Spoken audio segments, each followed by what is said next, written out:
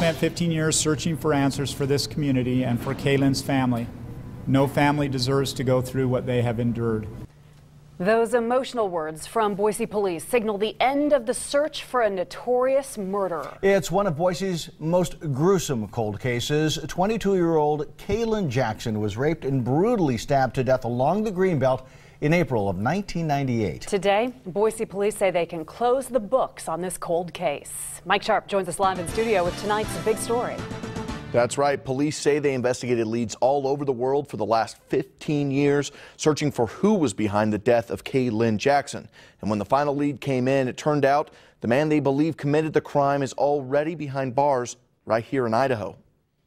After 15 years, more than 1,000 leads, and hundreds of hours put in by detectives, charges have been filed in the murder of Kaylin Jackson. Police hope these words from Deputy Chief of Police Pete Ritter will mark the beginning of the end of one of Boise's high-profile cold cases.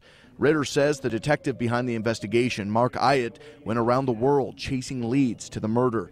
But the real break came when the accused murderer, Patrick John Zacharias, went to prison for life on the charge of lewd conduct with a minor in another case. During his incarceration, a sample of Zacharias' DNA was taken and entered into a national crime information database, which led to a major break in this case, as Detective Hyatt predicted some 14 years ago. As Jackson's family awaits the final resolution to their ordeal, they shared their own statement expressing how they've endured the last 15 years, waiting for answers in the death of young Kaylin. Being a Christian, she attended church every Sunday.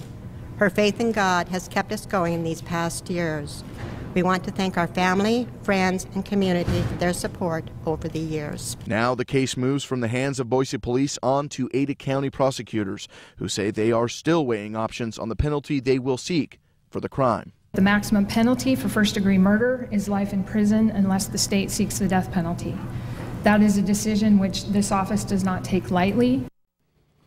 Zacharias had his first video arraignment in court today, charged with first-degree murder and rape.